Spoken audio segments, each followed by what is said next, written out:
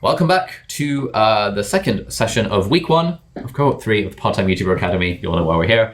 In this session, we're going to be talking about everything we need to know about gear and production value. So throughout the session, if you have any questions, do stick them in the chat. And Angus and Elizabeth are very kindly monitoring the chat, and they are like copying and pasting relevant questions or questions that we're not going to answer in the session itself. They're copying and pasting that into a Notion page that I have in front of me so that we can kind of basically address every single question anyone has about gear as we go along. If you do end up with more questions that you get after the session's over, then please, by all means, feel free to post them in our PTYA community questions and answers section, and we will be on hand to help out with them. So let's get things started. A few announcements before we kick off. Firstly, we have power hours, which a lot of you guys have been attending, which is very good. Those are happening every weekday at 8 o'clock in the morning and 2 o'clock in the afternoon. And Angus has just posted links in the chat to join them. If you want to find more information about the power hours, basically they're a 1-hour co-working session that happens twice a day on weekdays.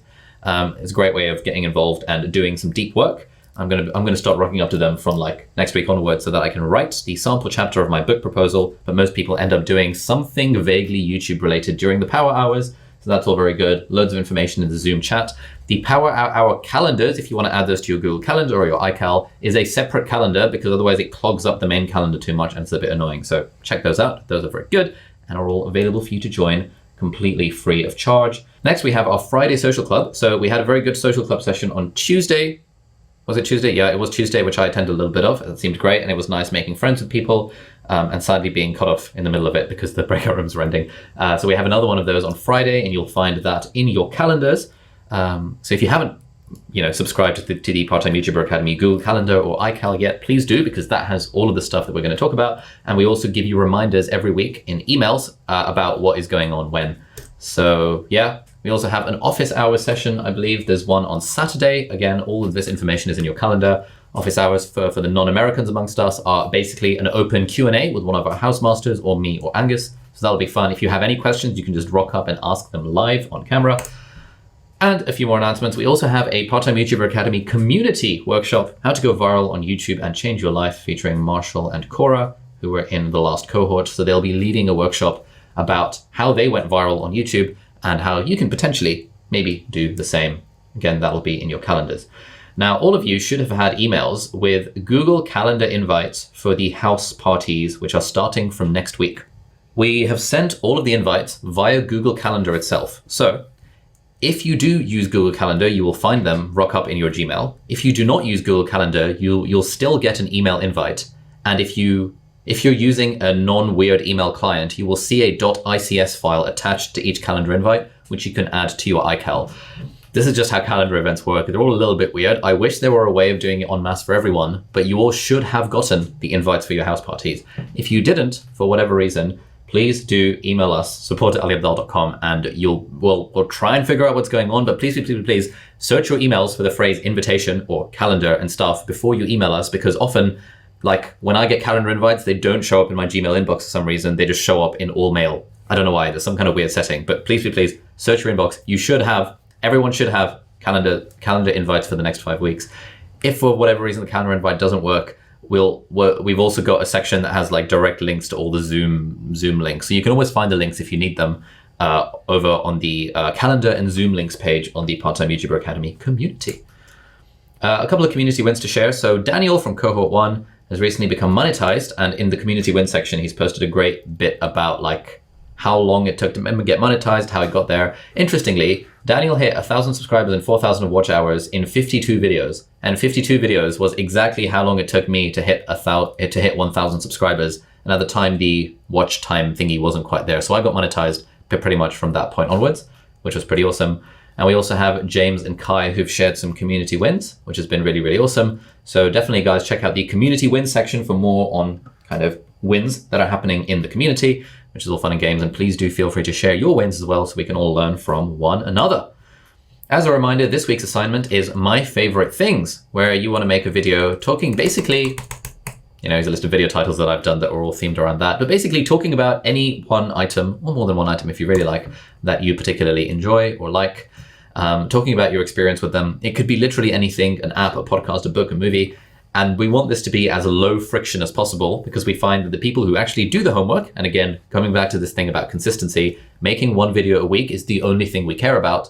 And then especially in like week 1 of the course where that's like literally the aim.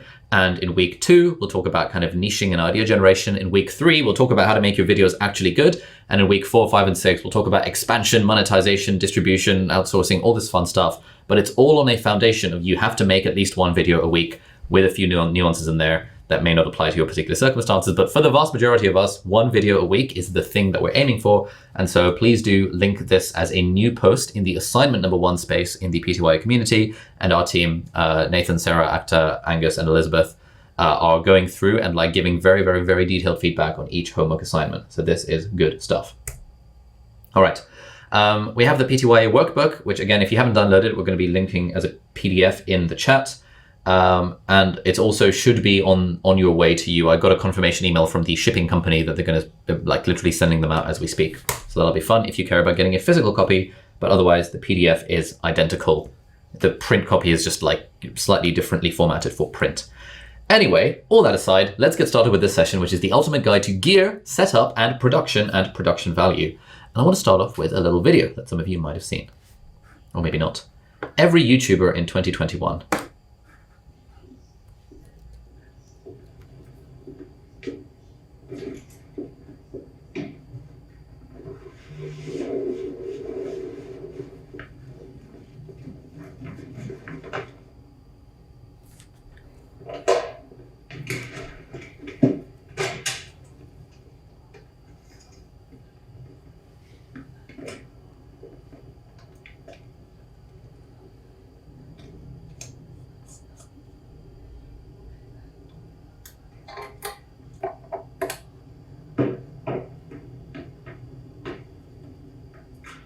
What's up, guys? Welcome back to the channel. Today we're talking about why gear doesn't matter.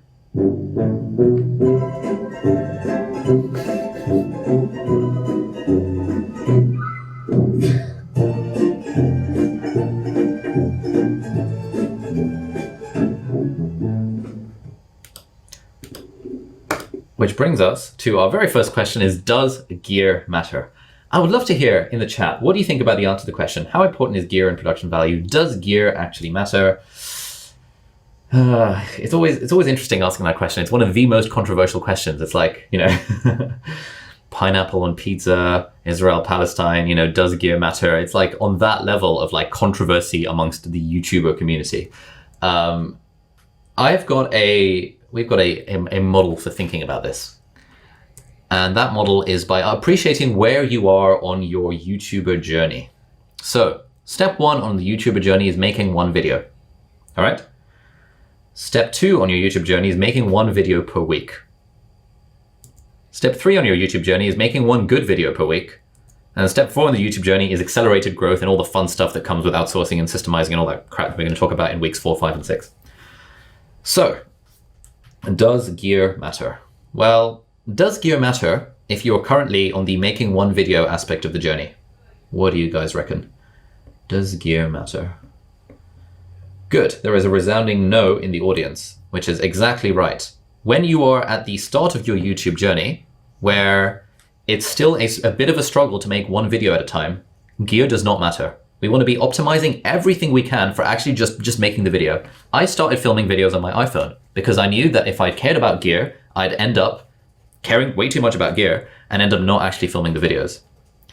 A lot of people think, oh, I want my very first video to be absolutely amazing. It's not going to be amazing. It's going to be absolute shite. And we just have to get over that fear of it. We have to recognize that our first few videos are going to be terrible. And therefore, if we're in that camp where we are struggling to make one video at a time or one video occasionally, gear does absolutely not matter. You can literally leave the session because no one cares about gear. In fact, it would be more worthwhile if you haven't made your first video yet, literally just mute me, keep the Zoom call, mute me, and like literally get your phone out and film a video and upload it. And you'll see, you know, it gets us into the habit of actually making videos. So if you're on that bit of the journey, making one video, gear does not matter. Does gear matter if the current thing that you're struggling with is to make one video per week? So we know how to make a video. Now we need to get the consistency. Got some good suggestions from the chat. Good, very good. Still not really. Gear does not really matter. If you're struggling to make one video per week, i.e. you're struggling to be consistent, which is the very foundation of being a YouTuber, again, gear does not matter. No one cares what gear you have. As if you can make one video a week filming on your iPhone. If you're trying to get a fancy $5,000 camera setup and the lights and all this shit, and you are still struggling to make one video a week, partly the reason you're struggling to make one video a week is because you're caring too much about gear. The more gear you have, the more of a nightmare it is to make a given video. And therefore, if you're currently on your journey of consistently making one video a week, and that's the real struggle, again, gear does not matter. Okay. Is there any gear that makes videos easier to make? No, absolutely none, absolutely none. The more gear you have, the more friction there is to making the videos. Unless you have like literally a pre-built custom studio where you can turn a light on and press the camera button, press record, that is the level of, I don't have that level of gear. I do not have a custom studio. I have like $20,000 of gear like lying around this room. It all makes making videos more friction-full and more of a nightmare than it needs to be. So please, if you are currently on the journey to making one video per week, and that is the bit that you're struggling with, don't worry about gear. In fact, you'd also be better off just muting me on the Zoom call. You'll have the recording, you'll have the slides. You don't need any of this information. You just need to make one video a week. Now the question is, okay, so at this point in the YouTube journey, we can comfortably make one video a week. Now we need to make one good video a week. Does gear now matter? Is the question. And the answer is yes, it does. And it also matters for accelerated growth. There's a bit of nuance here. We'll talk about the nuance in a little bit, but broadly, if you're struggling to make videos consistently, you don't need to worry about gear because gear will make you be less consistent about videos. But if you're okay at making videos consistently, and now you want the videos to be good, at this point you can start thinking about the gear and you can slowly upgrade over time. So at this point, making one good video per week, what's the value of gear? And again, it just comes to stacking the deck. Nothing on YouTube is guaranteed, it's all probabilistic. But the question is, how do we stack the deck in our favor? And the three ways we stack the deck are time, money, and systems. Oof, this is a bit low resolution. Time, putting time into filming and editing and making loads of videos. Money, buying fancy cameras and lenses and stuff, and potentially outsourcing and hiring a team. And systems, the stuff we're going to teach you about how to systematize your whole process for video production, which is the stuff we're going over on these 6 weeks. Now, gear is, well, basically half of the money equation. If you spend money on gear, then you are stacking the deck and making your videos slightly better. But until you've gotten to the point where you're making one video a week consistently, that doesn't matter. So yeah, gear does help at that point when you're trying to make the videos good. And so there's basically 4 elements of these sort of production value: audio, video, lighting, and editing. And let's take them in turn, and I'll tell you my thoughts on how this sort of stuff works. This is all assuming that you are at this stage of the journey where you're okay with making one video a week. That is not the struggle. The struggle right now is making one good video per week. This is when gear starts to matter. If you're struggling to make a video every week consistently, don't worry about gear. Film with your iPhone, no one cares. Okay, let's start with audio. Audio is the most important thing. Basically, there's different levels of audio, and we're going to link our gear page in the chat, which is basically like a written summary and links and loads of resources for all of the different gear for different budget levels, if you like. Basically, the bare minimum is you need to have an external mic. You cannot possibly get by with the microphones built into your system, your camera, your phone to an extent, but generally they're not very good. Level 1 of upgrading your audio quality is by getting an external mic. And a cheap one is the Rode Video Micro, which is very good. And a slightly more expensive one is the Rode Video Mic Pro. To be honest, if you're on a budget, you can very, very easily get by with the Rode Video Micro. And again, all of these Amazon links and stuff are linked in that Notion page. Level 2 is where you add a random ass cheap mic stand and you boom your microphone in, i.e. you add your microphone to the microphone stand. This is what I have right now. So just above me, I have literally, in fact, I'm going to zoom the camera out so you can see what this looks like. This is my microphone. It is on a cheap microphone stand that I got from Amazon like 5 years ago. I don't even know what company it is, just some like 20 quid microphone stand. And I attach the microphone to the stand and I boom it in. And then you should be, I think you can just about see that right now. But if I zoom the lens in, you shouldn't be able to see it. You shouldn't be able to see that anymore. So this is how I do my audio. This is a very This is a very, very easy way to instantly get really, really, really, really good audio quality. And this is what I would recommend for anyone who is taking YouTube seriously, who can invest $20 in a microphone stand and $50 in a microphone and one of these extension cables. The reason I'm using two microphones is that one of them is for this and one of them is connected to the camera for the proper video recording that I'm recording for this offline. Because when our editing team edits them, they use the proper camera, proper audio, etc., etc. Yeah. Level 3 is when you start using an XLR microphone. XLR are fancy audio cables. And, you know, this is the setup that I've got basically right now. I have the Sennheiser 416 fancy ass microphone for $800. I have a cheap $20 microphone stand, and it's going into an audio recorder. If you want to have a look at, if you're wondering about which microphone to get, a DSLR video shooter has fantastic stuff on his channel. We've got links to some of those videos on that Notion page that you can always check out for your reference. And basically, if you're on a budget, don't use an XLR microphone, just use an extension cable with your standard mic. If you're a premium, then go for the Rode NTG4 or something like that. And if you really want to spend money for no good reason, then get the Sennheiser MKH416. I also have a video that I made specifically comparing the Rode NTG4, the $200 microphone, and the Sennheiser $800 microphone. That is also linked on that Notion page. That Notion page has everything that you need to know, and you'll listen to the audio in that and you'll see that there really isn't much difference between a $200 XLR microphone and an $800 XLR microphone. Okay, good. The problem with an XLR microphone is that we need to attach it to an audio recorder because most cameras do not have an XLR input built into it, so it does add a little bit of friction to the process. If you want an external recorder, here are my recommendations. You can get a cheap-ass one, which you don't really need because you can plug a microphone into your camera normally for $100. The Zoom H5 is an XLR audio recorder that we use quite a lot. The Mix Pre 3 is the fancy one that all the fancy YouTubers use. I don't bother with that. The one that I use is the Sony XLR K3M because this basically attaches to Sony cameras directly and it gives you an XLR input so that you don't have to synchronize audio in post. I'm doing a whistle-stop tour through this. If I'm going too fast, please do tell me in the chat. But all of this information is in the gear page or that's already in the PTY community. A lot of this information is in that Notion page as well. And we talk a lot about syncing audio and video in my Skillshare class on how to edit videos, which you'll have a free access link to, again, linked somewhere on the PTY community page. So hopefully none of this stuff should be like, if you're new to this, it might feel a bit overwhelming. I'm just throwing out words like XLR and like, you know, audio recorders and this sort of stuff out there. But hopefully there's enough material in the resources sections and stuff for you to explore this topic on your own. But broadly, you know, this is the level that I would recommend for everyone. You don't need anything fancier than this. You just need an external microphone like the Rode Video Micro. You need a random ass cheap microphone stand from Amazon, and you need a Rode VC1 extension cable that lets you plug it into your microphone. Nice and easy, nothing particularly interesting. And honestly, most people wouldn't notice the difference in audio quality between this and between this setup that I've got right now, which is like $1,000 setup. So that is everything you need to know about audio. Sometimes people worry about lavalier versus boom microphones. Generally, boom microphones, i.e. a proper microphone on a stand, will give you slightly better audio quality. And I also don't like the aesthetic of seeing a microphone on someone. But if you're filming outdoors, or if you don't have anything to hand, or if you want to just reduce the friction, a lavalier microphone is completely fine. For filming outside, what you need is a microphone that has one of these dead cats on it.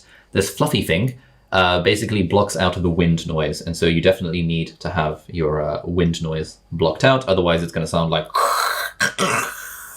and you won't be able to hear anything. Right. Oh, here we go. I have this video, how to film YouTube videos on your iPhone. I forgot this one. Hey guys, welcome back to the channel. In this video, we're talking about how to get started on YouTube using just your iPhone. And so this video is shot entirely on my iPhone XS Max. And I'm going to be sharing a few tips and tricks, but hopefully trying to make the point that if you're thinking of starting a YouTube channel or getting into filming and stuff, you don't need to wait for, you know, a fancy camera or save up for this, that, and the other.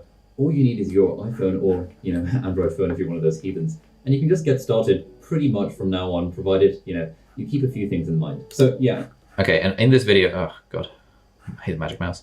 In this video, I show like my audio setup. So if we look at this, if you're filming with your phone, where are we? Audio, here we go.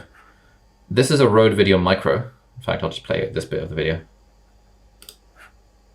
Because people will sit through a low quality video if the audio is good, but if you have the best quality video in the world, but your audio is crap, then no one's going to want to watch your video. And gotta be honest, I have kind of been cheating a little bit in this video in that I've been recording with my iPhone, but I've actually been externally recording audio using this Rode NTG4 mic connected to an external audio recorder.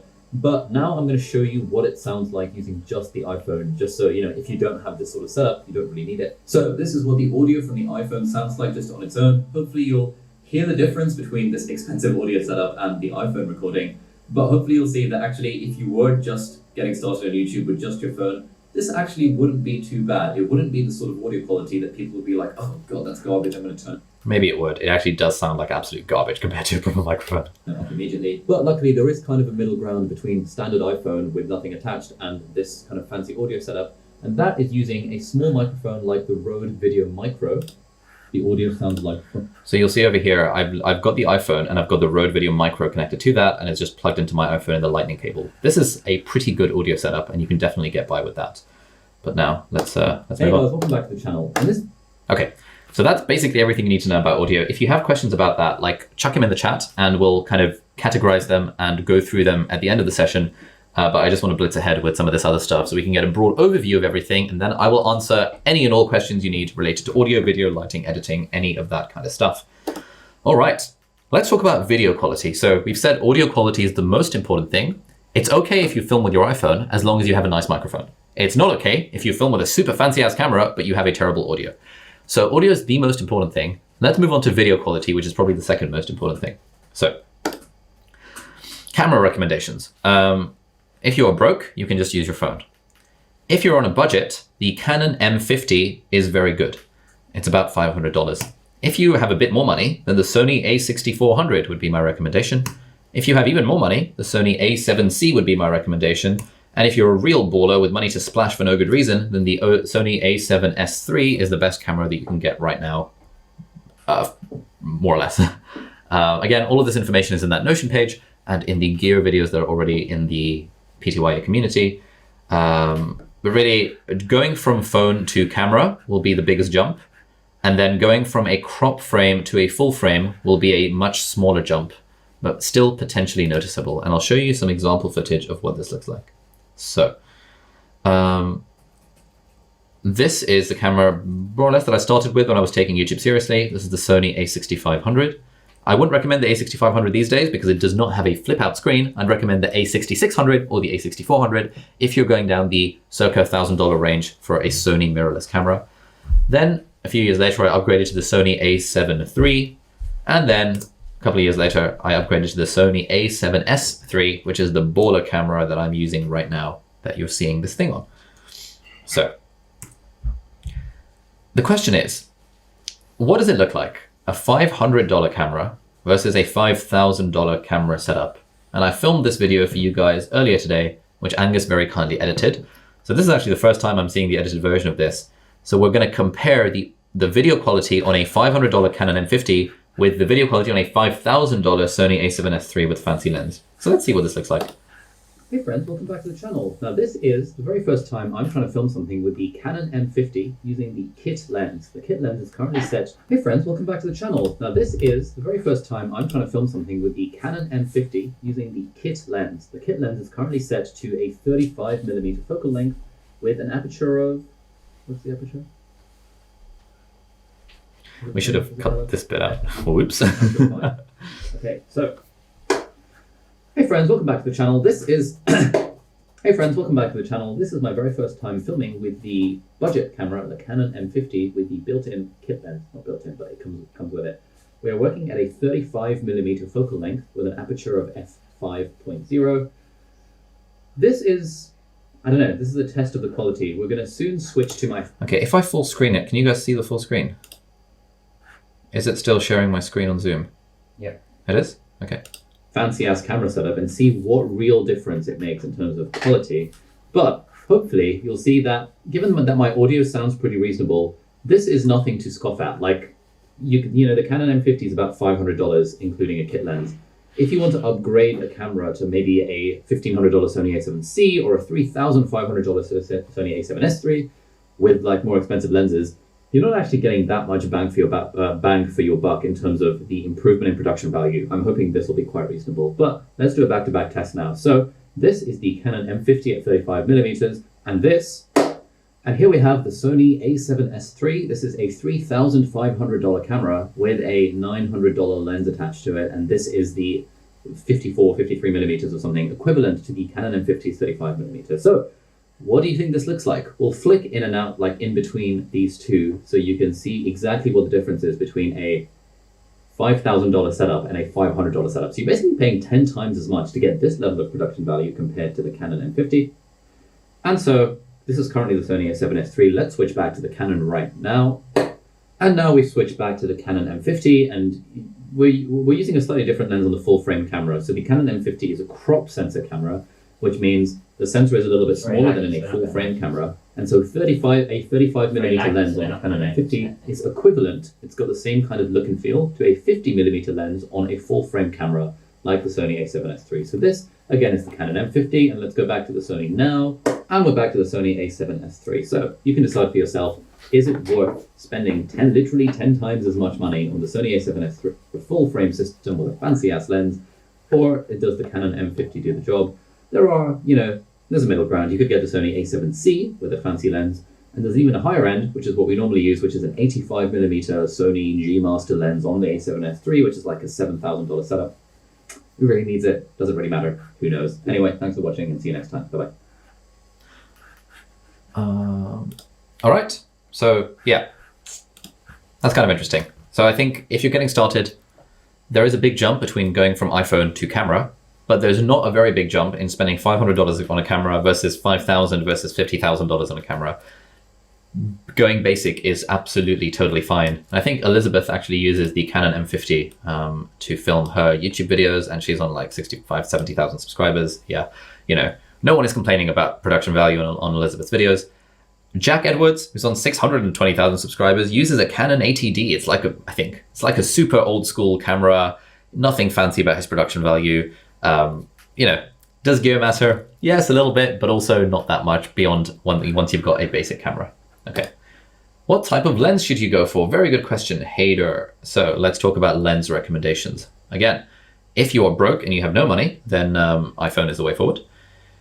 If you have a bit of money, then basically any kit lens with between a focal range of 16 and 35 millimeters is completely reasonable.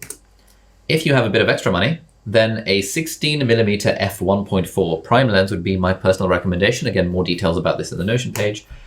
If you have a full frame camera, crucially, i.e. a camera above around $1,500 is most likely to be full frame, then you have to pay even more for your lenses. So I would get the 24 millimeter f1.4 G Master, or potentially a 16 to 35. And this lens that I'm using right now,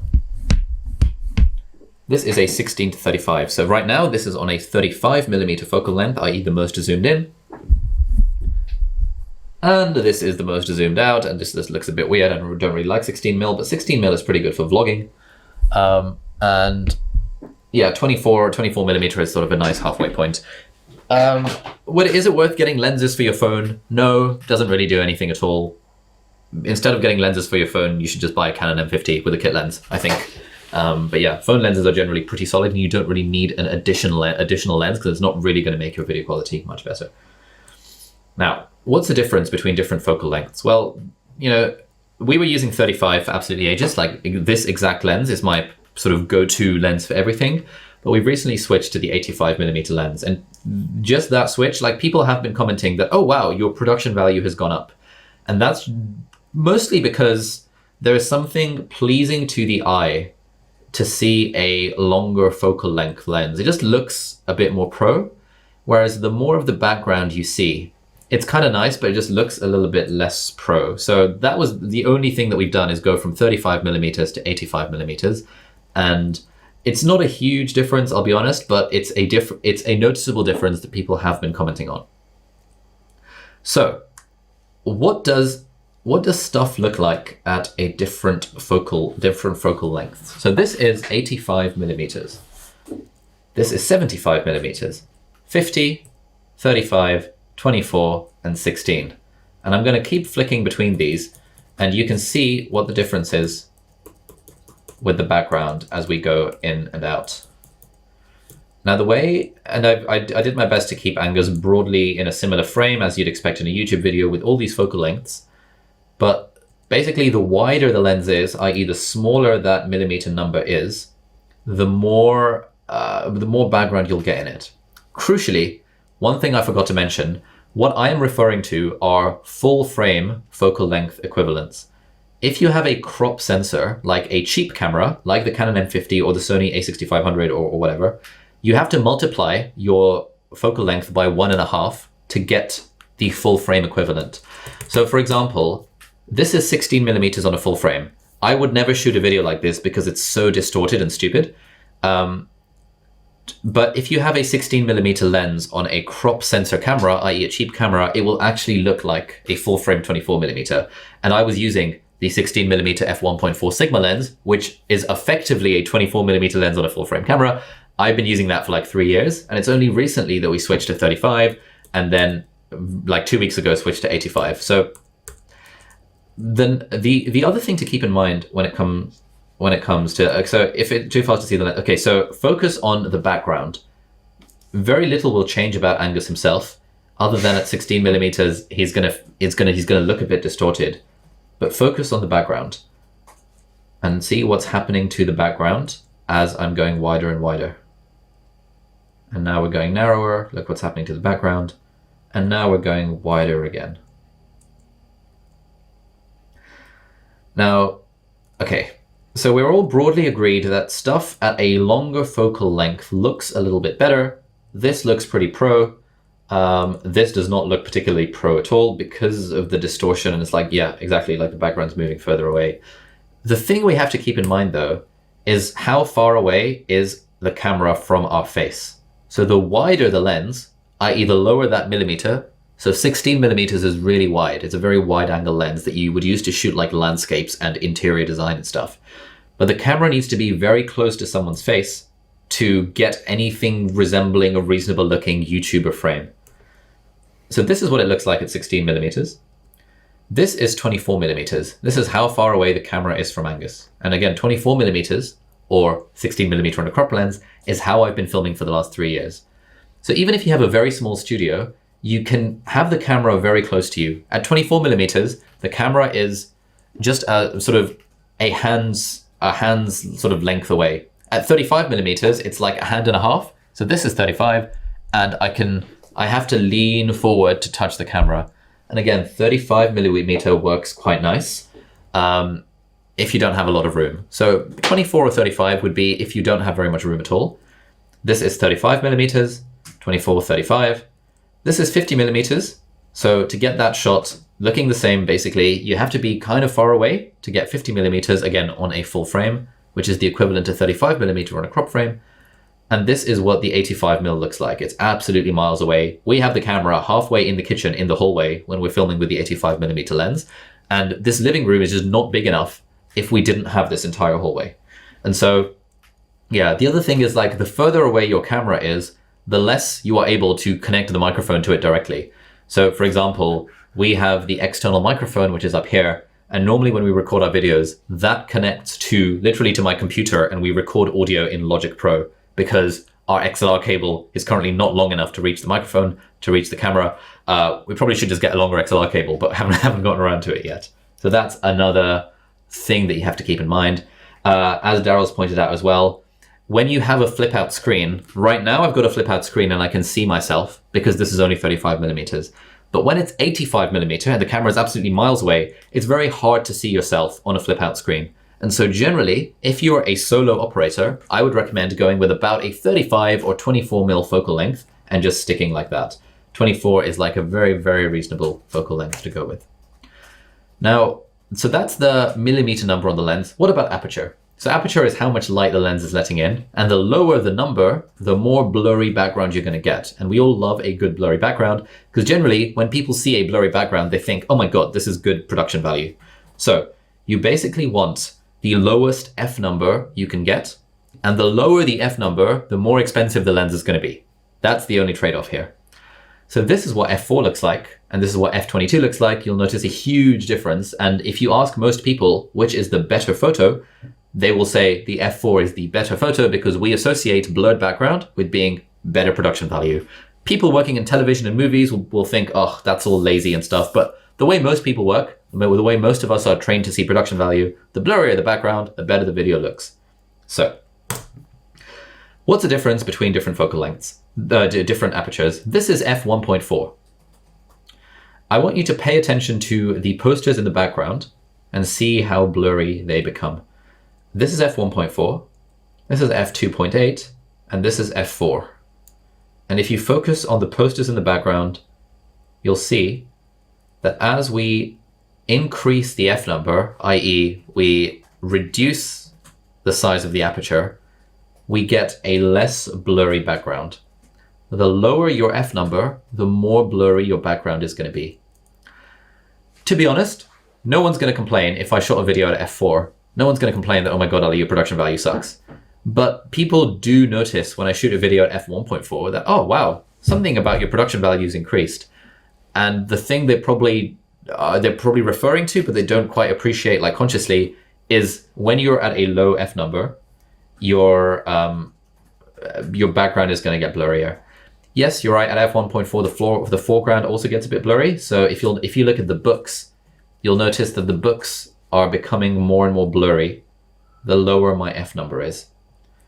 And that's kind of the trade-off. The lower your f number is, the more tight your focusing zone is. And so sometimes if you're at f1.4, your nose can be in focus, but like your glasses might not be, because that's the level of f1.4. Whereas if you're at f4 or f5.6, or as the f number goes up, you'll have more and more of the thing in focus. So the issue is that like it takes a very expensive lens to get down to f1.4. This 85mm lens we're using costs about $2,000.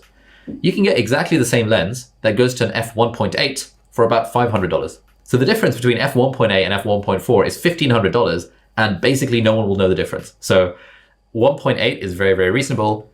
This is a cheap Sony lens. It's about $400. It's a 35mm f1.8. But if I were to buy the 35mm f1.4, suddenly it's going to be like $1,800. There is a huge price difference between f1.8 and f1.4, but basically no one cares. You don't need to spend so much money to go down to an f1.4. f2.8 is also very reasonable, and f4 is also pretty reasonable.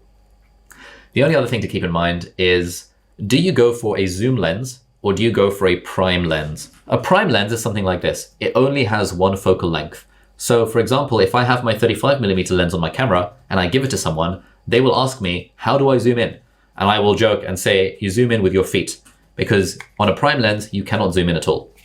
Whereas on a zoom lens like this one, I can do this and I will be zooming in and out. And so if I give my camera to someone, they will instinctively know that they can twiddle the lens to be able to zoom in. Should you use a zoom lens or a prime lens? Well, generally, if you get a prime lens, you can go lower on the f number. So this is a cheap 35mm f1.8, but my zoom lens only goes to an f2.8. So that's the drawback. If you want a zoom lens, you are having a less blurry background effectively, but it's up to you whether you think this 2.8 background is is particularly worse than the f1.4 background, because that is the only real difference. And to be honest, if you had this lens with f2.8, no one would complain. Like, these are all like minor things that we'd be quibbling about. Basically, get whatever focal length fits your studio in terms of millimeters, get whatever aperture is the lowest you can afford, and then happy days, don't worry about it too much. Okay, so that was video. Again, if you have any questions about the video thing, stick them in the chat and we will answer them from the Notion page at the end of the session. Let's move on. So let's talk about lighting. By the way, I'm afraid we have no breakout rooms in this session. This is purely a kind of content delivery type session, but we'll definitely have more interactive elements and more breakout rooms and stuff kind of from the next session onwards. And we aim to have at least 1 or 2 breakout rooms in every session. But because so many people ask us about gear all the time, we just thought, okay, we're going to focus on content delivery and basically answering any questions that you guys have for the entirety of the session. And please do attend the power hours and the social clubs and the house parties and the office hours if you want to make friends beyond these live sessions. Right, let's talk about lighting. So this is what a video looks like without light. This is what a video looks like with light. Makes a big difference. Lighting makes a pretty big difference to a video. In a way, I'm kind of cheating there because the ISO would have compensated for it, but oh well. And people will tell you that you need 3 different lights. You need a 3-point lighting setup. This is absolute nonsense. You do not need 3 lights. You only need 1 light, and that light needs to be a big ass light. Basically, the bigger that light is, the more legit your videos will look. And so this is the ultimate lighting setup. You need a dimmable LED light, such as the Godox SL60 or the Aperture 120D or the Aperture 60X or the Aperture Amaram, all sorts of ones, again, linked in our Notion page. Check out DSLR Video Shooter and Gerald Undone as my personal favorite places to look for advice about lighting. Or you can just type in best video light under $100 or best video light under $500 on YouTube, and you will definitely find decent recommendations and decent examples. But basically, this is what you need. You need an LED light, you need a stand, and you need a big ass softbox to make the light look a bit softer. This is what mine looks like behind the scenes. I have my camera, I have the microphone, I have another microphone, and I have my big ass light. This is the setup I'm currently using right now. So if I zoom out and I point the camera upwards, you'll see there is a huge light that is illuminating my face. And if I turn that light off, in fact, let's do this as a test. So this is me at 35 millimeters. Let's make this down a bit. Now I'm going to stop sharing my screen so you can see my face in all its glory. Now you should be able to see my face in all its glory. I'm going to spotlight myself. How do I spotlight? Thank you very much, very kind. So this is what I look like with a light. And this is what I look like without a light.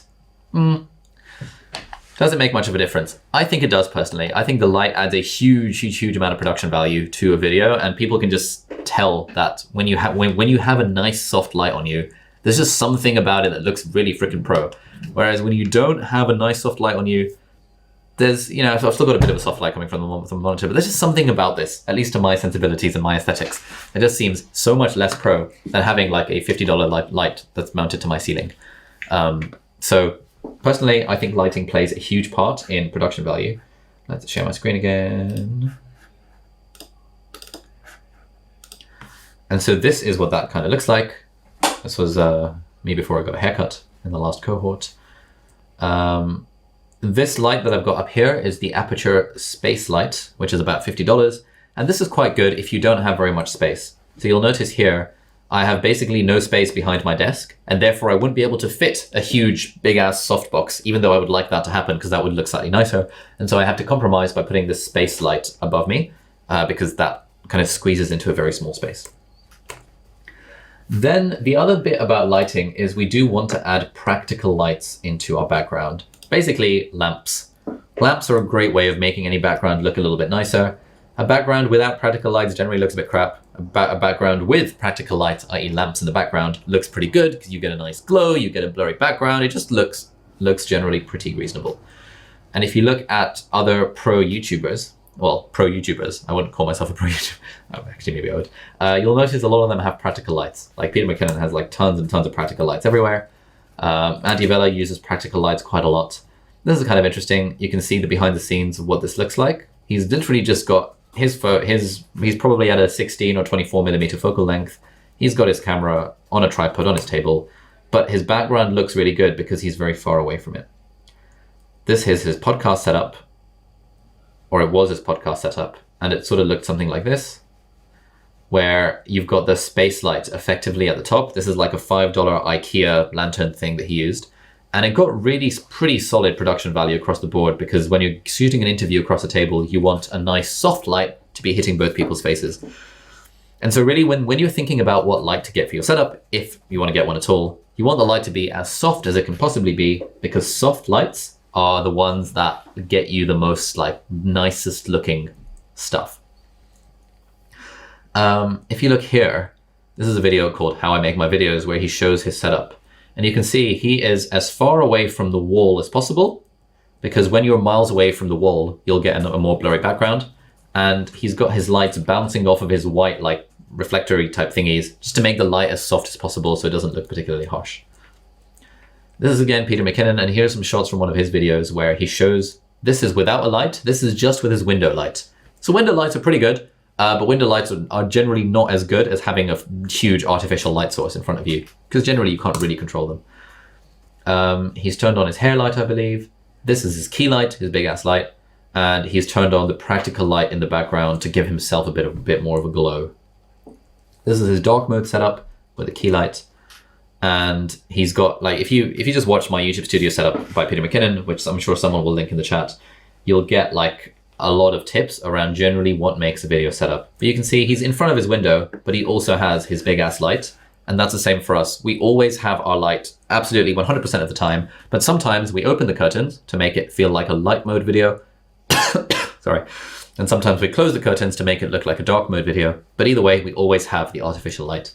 And I think the artificial light is so important that if I were to travel anywhere in the world, I would literally carry one of these with me in my suitcase, because I know that I can set up a studio anywhere I want as long as I have a light, because that is the thing that really adds a huge dose of production value to the content.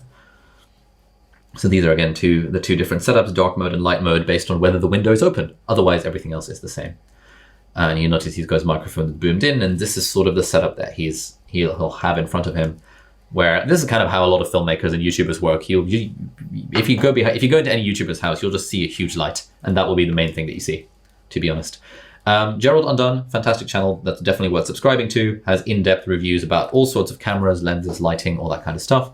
If you haven't subscribed to him, you definitely need to do that. So if I were traveling, this would be my setup. And this is my setup now that I'm potentially moving to Dubai in a few months' time. Anyway, Sony a7S III, the 16-35 G Master, this Manfrotto travel tripod, a random light stand, the Aperture 120D2 light, the Aperture Light Dome, which is the huge ass softbox that makes it look pretty, the Sony XLR K3M, which is the audio recorder that attaches to the camera to allow XLR input, and the Rode NT-G4 or the Sennheiser 416 is the one that I now have. So this would be my lighting setup. So we've talked about audio, we've talked about video, we've talked about lighting. Let's finally talk about editing, and then we can spend absolutely ages going over some Q's and A's. It's going to be fun. So, how important is editing? We've talked about how important is gear. We've talked about how important is production value. How important is like fancy editing?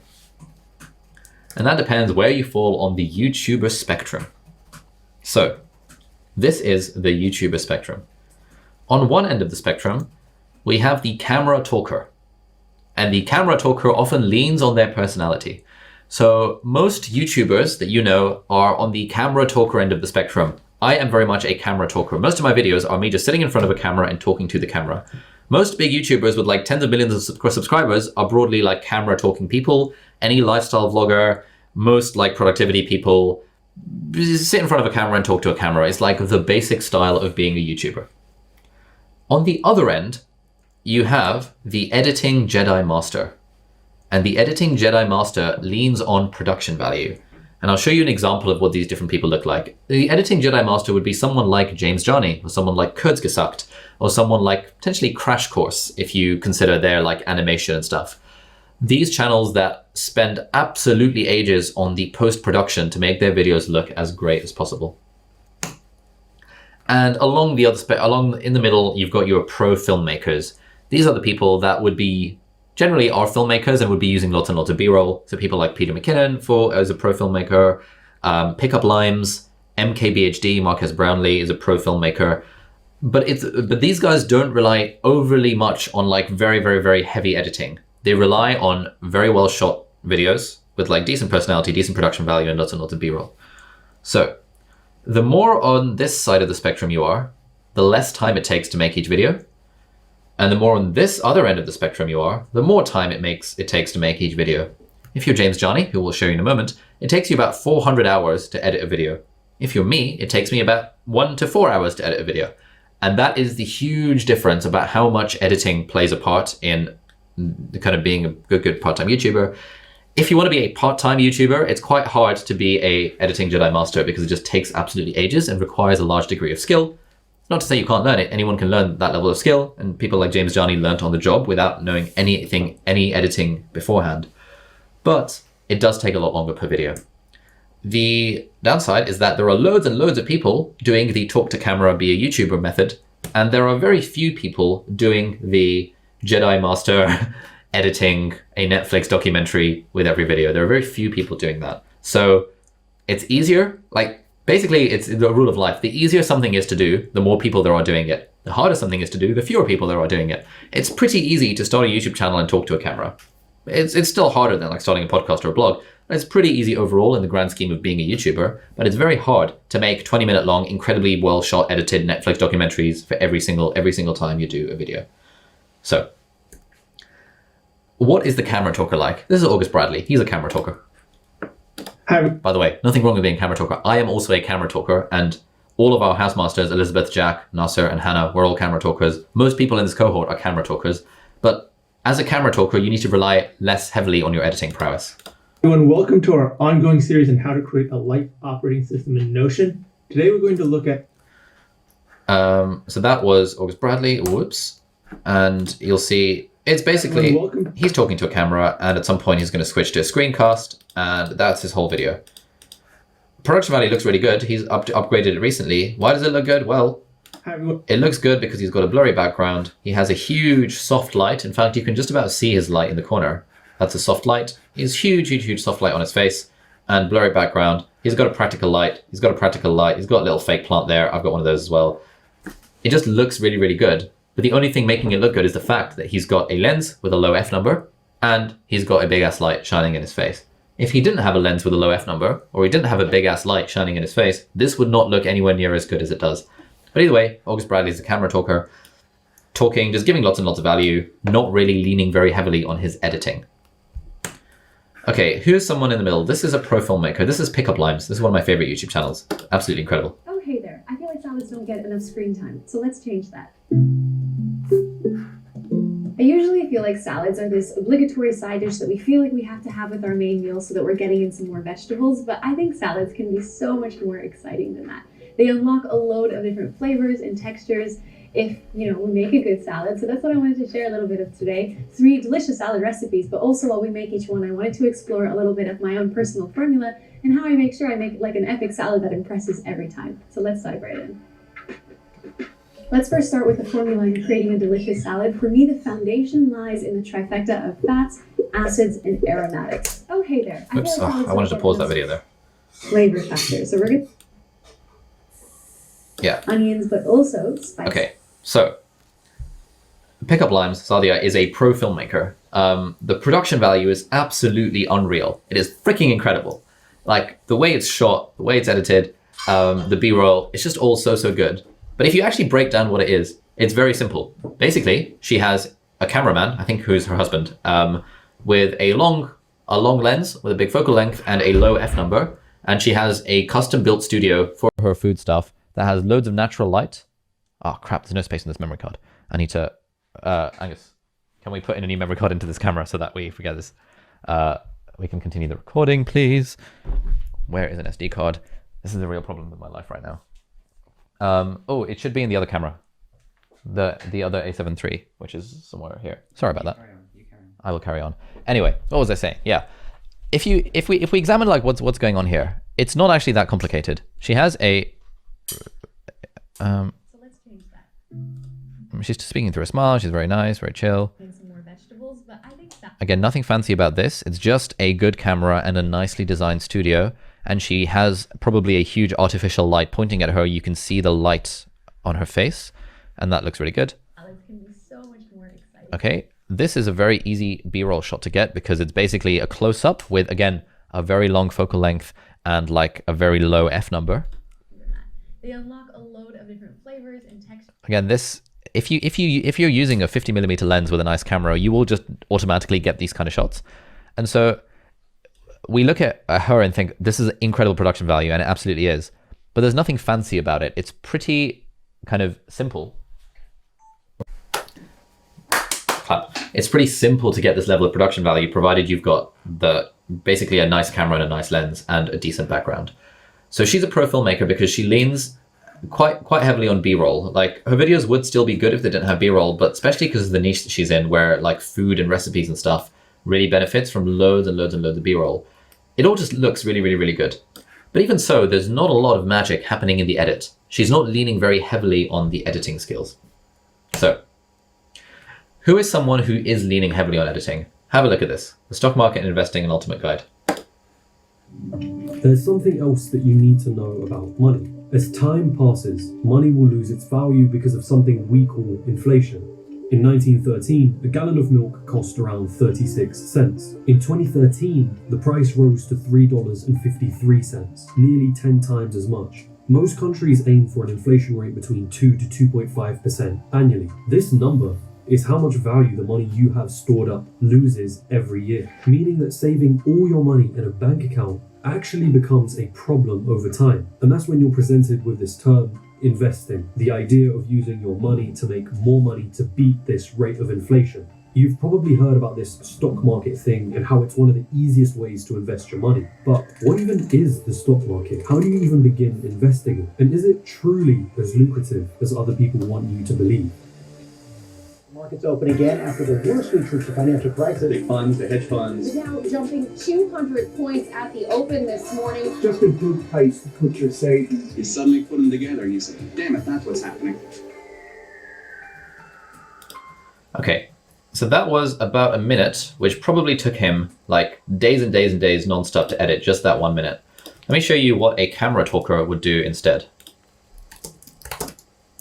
In other examples, Okay, so have a look at, so if you remember what he said in his investing video, have a look at what I said in mine and see like how little I care about editing.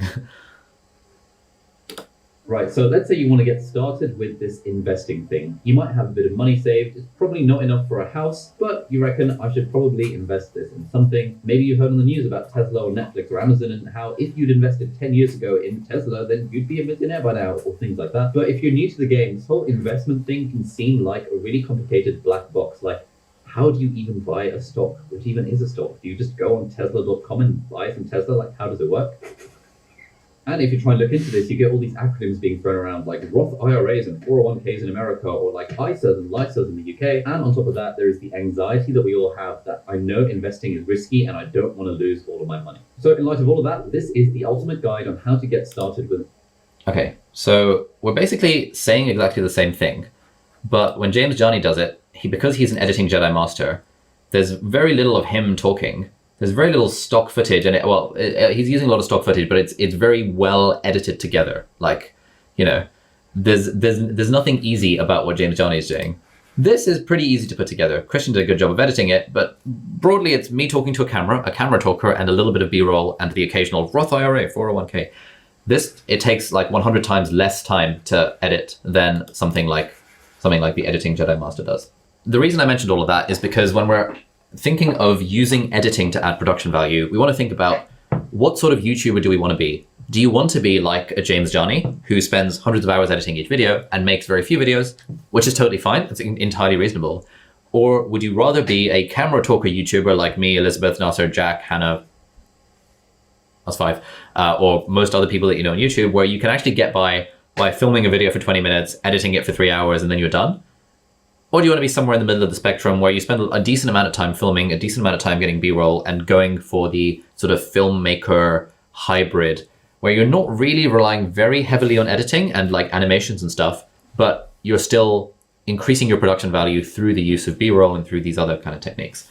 So it's up to you. I prefer to be a camera talker, but there's no denying that if you can make the very few videos, but make them all Netflix documentaries, if you can make that work, that is probably a more guaranteed path of success on YouTube, because there are so many fewer people doing it.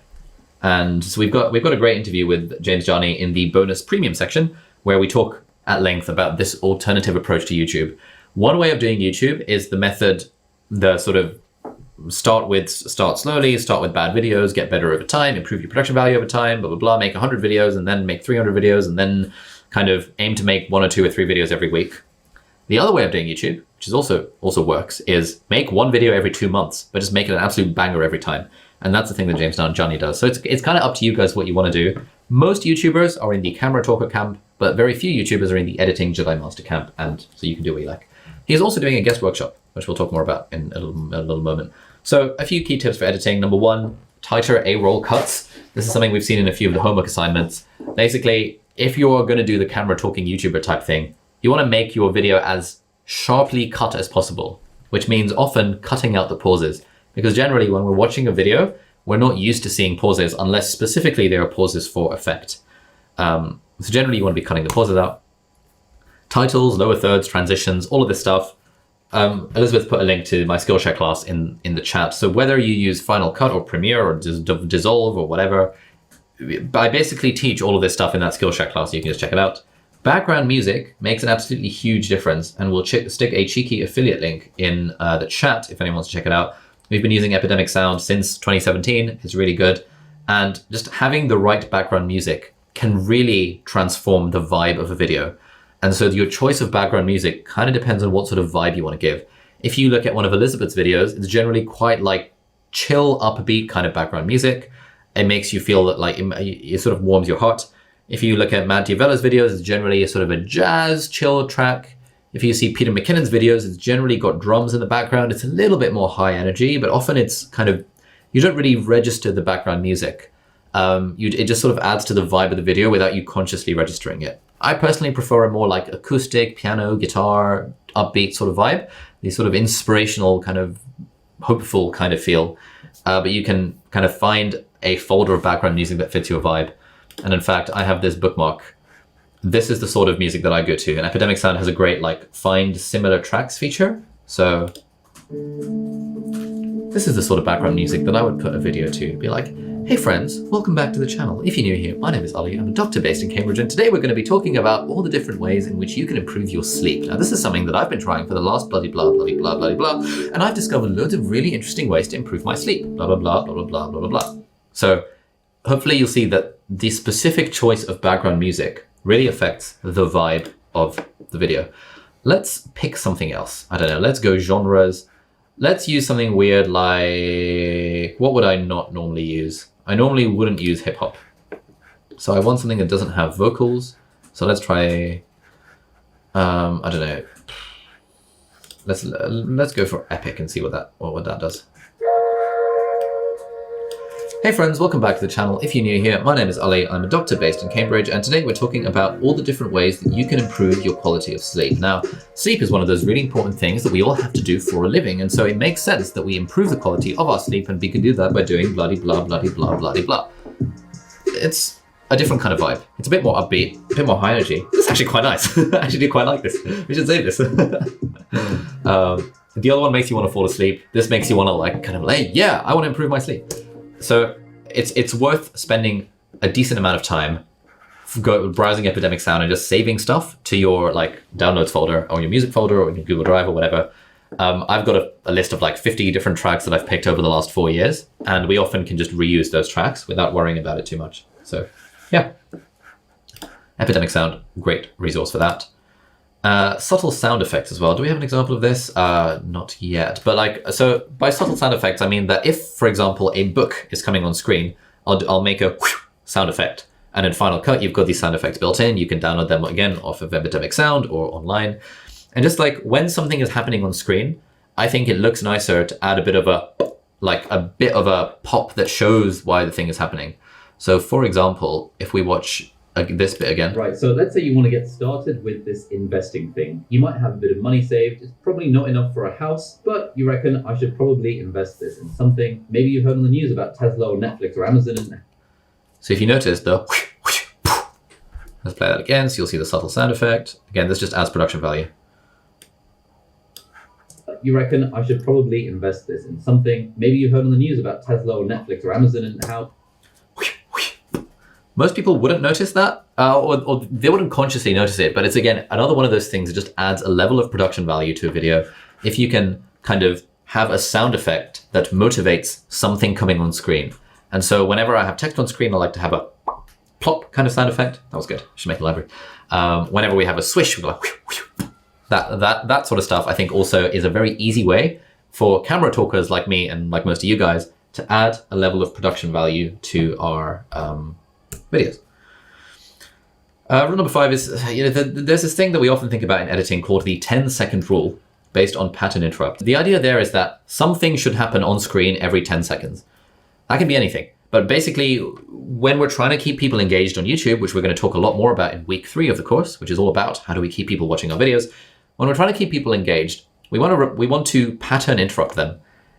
You guys are watching me, like if you're watching a video and it's just someone talking at you for like 5 minutes, it's very hard for that to be engaging. But if every 10 seconds or so something is happening on screen, there's a little bit of visual or audio eye candy, there's something about that just holds your attention a lot more than if you're just watching someone speak. Unless the personality and charisma of the person speaking is so great that you're just happy watching them speak, or unless they're particularly attractive.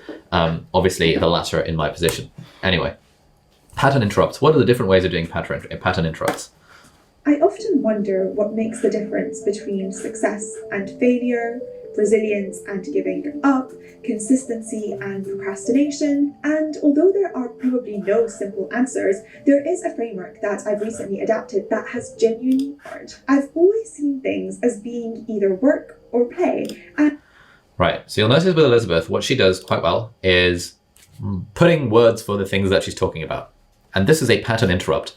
The word doesn't really add anything clearly obvious to the video because she said the word and there's no need to have the word appear, but having the word appear makes the video better. Having the word appear with B-roll, like, work and play, she could just say work and play, but it's just more interesting if you spend 5 seconds adding work and adding play as a way of making the video just seem a little bit more engaging. This is a very easy way of doing a pattern interrupt by adding text. Here's another one.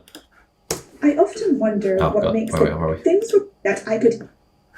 Nope, okay, let's move on. Oh, I hate this magic mouse, it keeps on scrolling. Anyway, so yeah, basically adding text on the slides can make it work. Let's see how Jack does it. Hello everyone, so I truly do not know how we got to this point, but today we are going to be rating every book that Lisa Simpson reads in The Simpsons based on how child appropriate those books are. That's it, that's the video. Hello everyone, so I really need to not hit spacebar. So you'll notice that Jack often does like zoom in and zoom outs as his pattern interrupts. And again, it takes 5 seconds to do in an editing software. You just create a cut, you zoom in a bit, and then you create a new cut, then you zoom out a bit, and you're done. But just that 5 seconds of work in the edit adds a pattern interrupt to the video.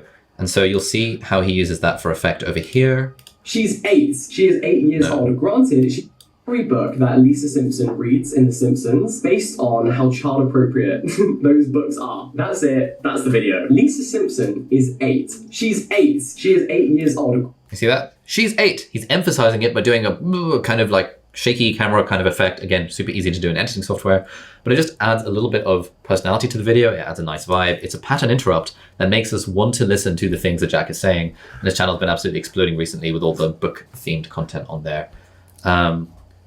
Yeah, this is good stuff. Here are lots of pattern interrupts. This video did very, very well for us. If we want to change our lives, we're often told that... In fact, this was like the second video that Angus edited ever.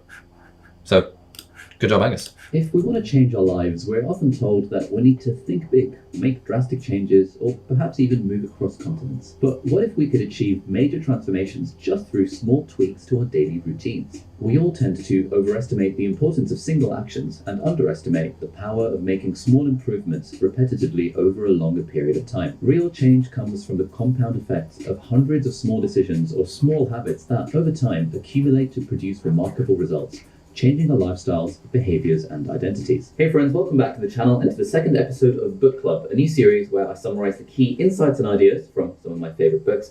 And today we're talking about Atomic Habits by James Clear, which is all about the power and process of building good habits and breaking bad ones. Through examples from sports, business, and education, along with evidence from psychology and neuroscience, the book explains the science and practical implications of how tiny habits and minuscule changes can grow into life-altering outcomes and help us lead healthier, happier, and more productive lives. So there's basically 4 key insights from this book that we're going to talk about in turn. Firstly, we'll talk about the power of 1% changes over time. Secondly, why we should screw goals and focus on systems instead. Thirdly, why it's all about identities rather than outcomes. And finally, we'll look at what our boy James calls the 4 fundamental...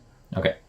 So loads and loads of pattern interrupts there. Tons and tons of B-roll at the start, mostly from our B-roll library, which we'll talk more about later. A few bits of stock footage, a random clip of my friend Thomas Frank, because we share B-roll library sometimes.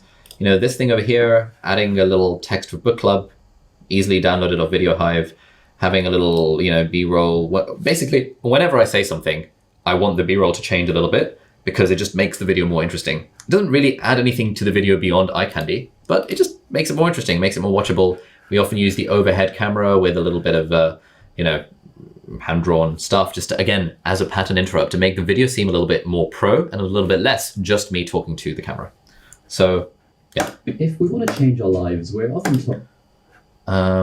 So let's look at another James Johnny example to see editing. In 2003, professional boxer and heavyweight champion Mike Tyson filed for bankruptcy with $13 million in debt, despite accumulating over $300 million during the course of his career, which poses a great question about money itself. Because a great deal of our actions or our motivations in life have an underlying desire or need to acquire it. But what's the point in acquiring it if the great issue seems to be with our ability to manage it?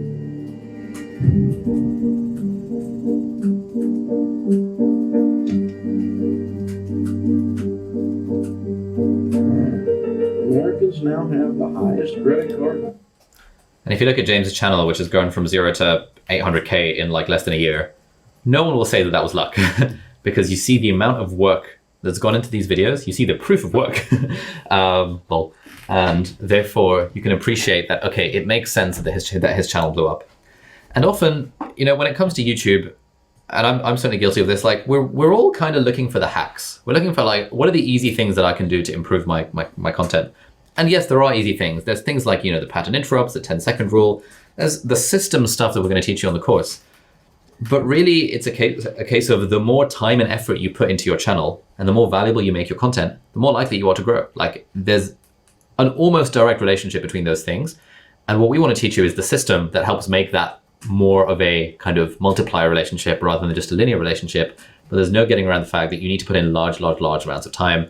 I've grown over the last 4 years by just putting an absolute shit ton of time into filming and editing videos. James has grown over the last 1 year by putting an absolute shit ton of time into writing and editing videos. Everyone who is big on YouTube has put in a large amount of time and effort into it, and there's no getting around the fact that it does take work. But the good news is it's fun, and it's all good. And the more fun we have, the more productive we become. Anyway, let's move on. So, we have a workshop with James all about editing and stuff on next Tuesday. Not next Tuesday, the Tuesday after. The 29th of June, whenever that is, at 5 p.m. BST. That is in your calendars. You should definitely join for that. It'll be a kind of live office hours Q&A. Like he'll talk about some stuff about editing and we'll take questions from the chat. It's going to be lit. And there's also a very in-depth interview with him in our premium bonus materials, which you can find on the PCY community if you are a premium or exec member of the course. So these are all the things that we've talked about. We have 40 minutes left for Q&A. We have a large gamut of questions to answer, which is all fun and games. But just as a reminder, think about where you are on your YouTube journey. If you're struggling to make one video occasionally, don't worry about gear. If you're struggling to make one video per week, don't worry about gear. Only at the point where you are comfortable making one video at least every week, at that point you can start worrying about gear and start thinking about upgrading your production value and making your videos better and all that fun stuff. But consistency is the bedrock of everything. I should tweet that. Anyway, that's it. Let's do our Q&A now. Is it more worth it to get a new camera or a new phone to film? Definitely a camera. A camera upgrade is the biggest upgrade you can get for your video quality. Is shooting in front of the video with daylight, is that fine? No, not in front of the window, beside the window. Let's say in front of me is the window. That is not good because the light is directly in my face. You generally want the light to be 45 degrees away from your face. And so if you've got a window next to you, you want the camera sort of there, you're talking to the camera and the video is, and the window is next to you, because light in front of us just looks weird because we don't see any shadows and stuff. And the eye appreciates lighting at an angle much more so than lighting at the front. In terms of quality, do you need to have the same for every video, i.e. the same intro, outro, the same cameras, the same microphone and audio levels and so on? Not really. The benefit of the same intro and outro is that it helps people develop more of a connection with your channel. Like the fact that I say, hey friends, quite a lot in my videos means that people are like, oh, you know, I like that Ali says, hey friends. Or the fact that Jack has his canned introduction, that, you know, his kind of, he's got like this whole like 5-second intro segment. Again, people like that. It's like a branding element. Elizabeth, I think she says the same thing. Hiya, welcome back. My name's Elizabeth and I'm a medical student and artist living in London. I think that's what it was last time I checked the video. It's always the same intro. That is the sort of thing that when you start doing it, you get people in the comments being like, oh my God, I love hearing your intro and I can't wait to tune into your video so I can hear your intro. but it's not really in terms of quality. It's more in terms of like building the brand value. And we're going to talk about that a lot more in week 3 and week 4. Does a Blue Yeti snowball count as level 1, level 2? Okay, a Blue Yeti snowball. The problem with the Blue Yeti microphone is that you have to have it in front of you in your face. And I personally think microphones look stupid, or YouTube videos look bad when you have a microphone in your face like this. I wouldn't film a video with this. You can do it if you want. It's better than nothing, and it's certainly better than having bad audio quality. But I would say, you know, it's not ideal to have a microphone visible. If you can have it out of frame and it's still sufficiently good quality, then that's totally fine. As long as it sounds good, it's all good. Did you start editing an iMovie back when you were recorded on your iPhone? No, I had a subscription to Creative Cloud, and so I just used Premiere initially, and then I bought Final Cut when I decided it was going to be better, after I used the trial for like 60 days. But iMovie is also pretty good. Does the XLR audio process add much to complexity in handling files and syncing, etc.? Yes. If you record external audio through XLR, you do need to synchronize it in post. It's very easy to do, but it is one more step and one more thing to remember. The alternative is you use something like the Sony XLR K3M, which is a $600 recorder that attaches to the camera to let you plug in XLR audio into it. But unless you've got a fancy camera and a $600 audio recorder, which is a bit excessive, and a fancy XLR microphone, it's probably not worth it. It's very easy to just record into a Zoom H5 or an external audio recorder, or even record directly into a computer, into GarageBand or Logic or anything like that. It's very easy to do that, and you can just synchronize it in post. But yes, it does add one extra step. And it kind of goes to that thing of like, generally the more gear you have and the fancier your gear, the more steps there are in your production process. If you look at any film or TV crew, the amount of gear they've got and the amount of people they need to man that gear, there is almost no circumstance other than the XLR K3M in which buying a piece of gear will reduce the friction of your production process. Post-production audio improvement when you had level 2 or level 3 setup, does it matter? No, not really. No one really will know very much of the difference. Which of the 4 areas covered should we invest in if we only have the funds to do one currently? Audio. Audio is the most important.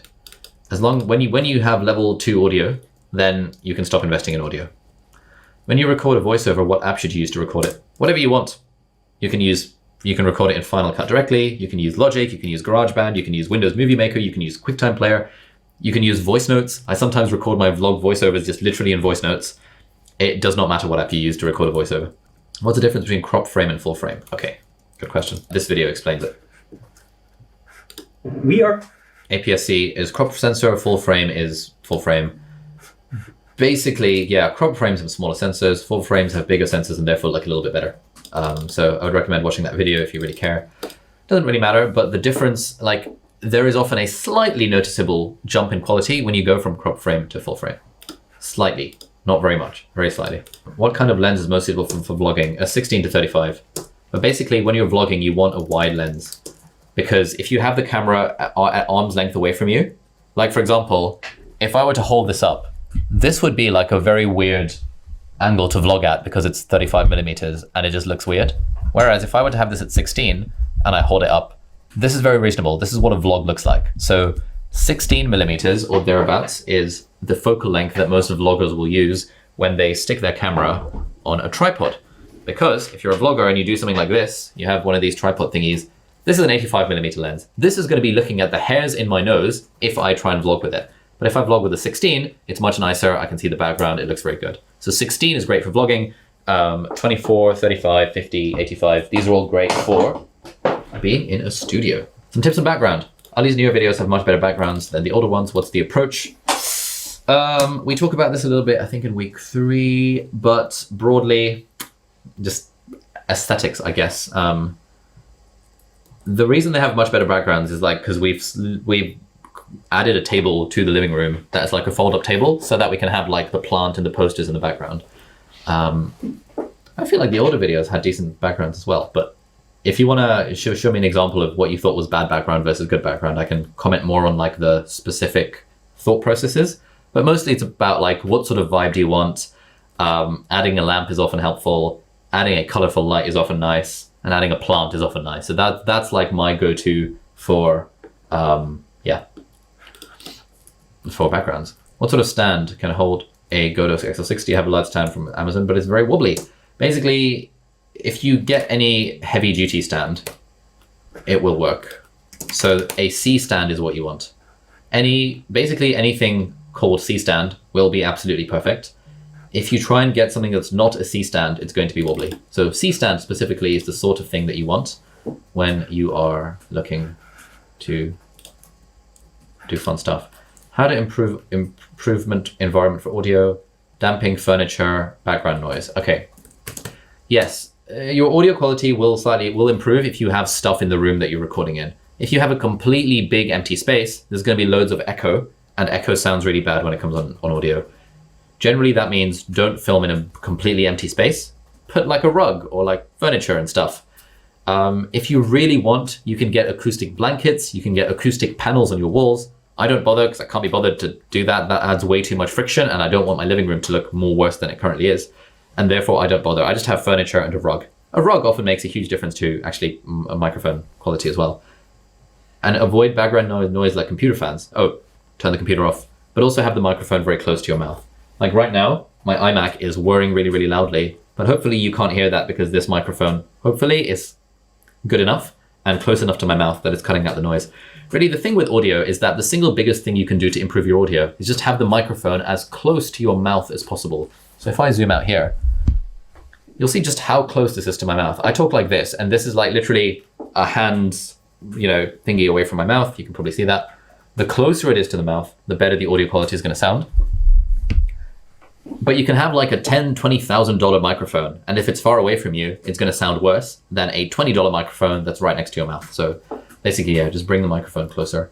Which teleprompter to use? I use the Parrot teleprompter. It's good. That's the one I would recommend. How would you recommend doing remote interviews? Riverside.fm. Riverside is great. I've recently invested in them as an angel investor. Your online recording studio, record audio and video remotely. It's great. 100% would recommend. Easy. When you used to film yourself in the hospital, which camera did you use? Was it an iPhone? Yes. There was one time when I actually took my camera there, but that was when the hospital was sort of working with me to make a vlog, and it was a massive nightmare. Otherwise, all the vlogs that I've ever done in a hospital have just been filmed on my iPhone. Thoughts on background symmetry for production value? I actually think background symmetry is bad. I think background, like asymmetry in the background, to me looks more aesthetic than asymmetrical background. If you had like symmetrical bookshelves and they had the same stuff on them, it's less interesting than if you had bookshelves and there was a bit of like asymmetry. There was a plant on one side, a light on the other side. Becky and Chris have a great video a series of videos about interior design that I often watch. This is like, they're one of my favorite channels. Chris is an interventional radiologist, and Becky is a professional like photographer, art creator type person. So they talk a lot about interior design. So I'd recommend looking at their stuff around how to lay out a shelf and how to get a nice background. That's all really good stuff. How do you manage your B-roll library? Good question. It's just on a Google Drive. So this is what a B-roll library looks like. No, not that. B-roll library. And yeah, living room, iPad, kitchen, guitar, bedroom, medicine, hallway, when I was young, exercising, desk, iMac, Paperlike. There's just, yeah. Generally, Christian, well, when he's editing a video, if we've shot lots of B-roll for it, he'll just export some of that B-roll and put it into the library. So if we look at the iPad B-roll folder, let's pick a random one, 33.mp4. This is what that looks like.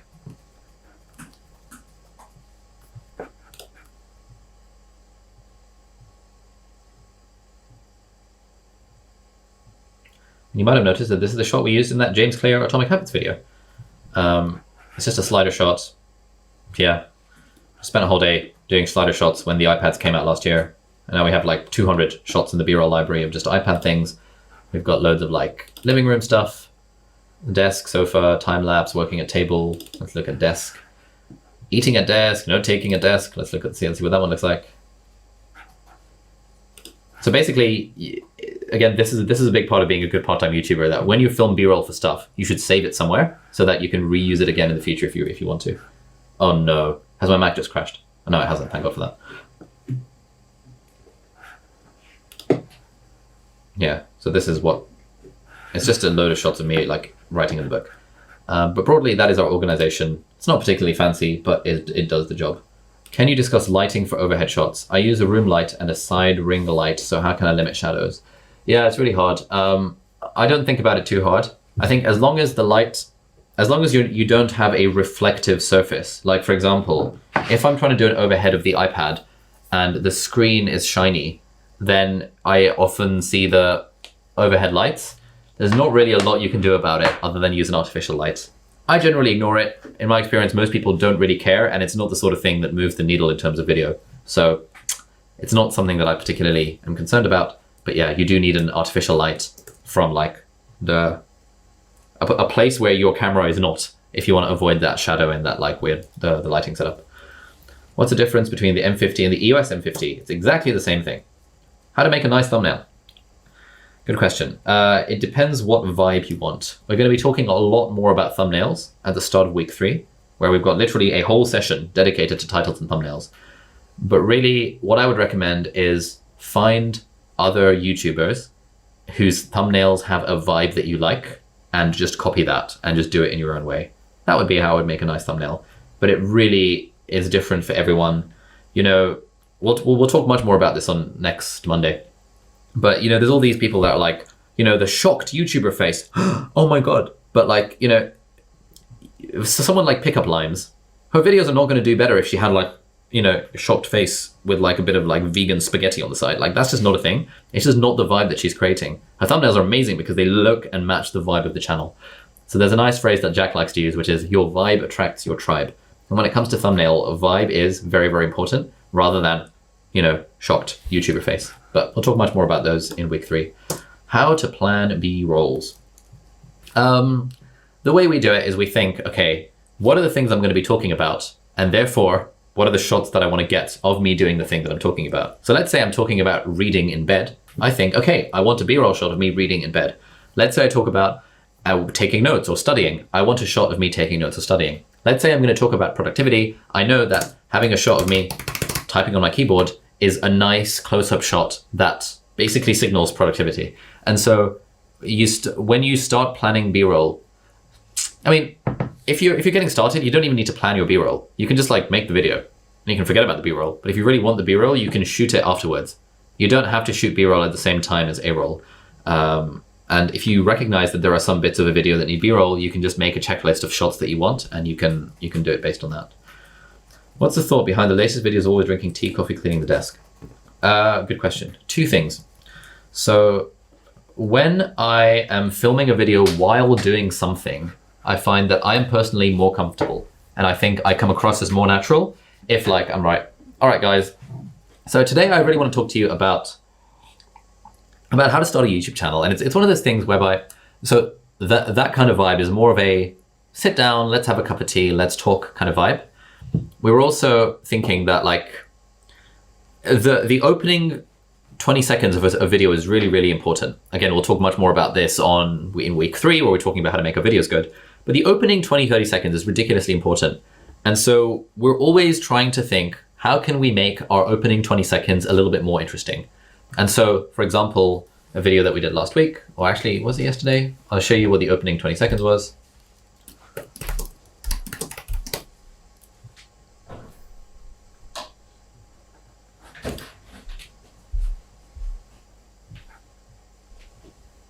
Right, so people always ask me, Ali, how do you have so much energy? How do you get so much done? How do you never seem to get tired of it all?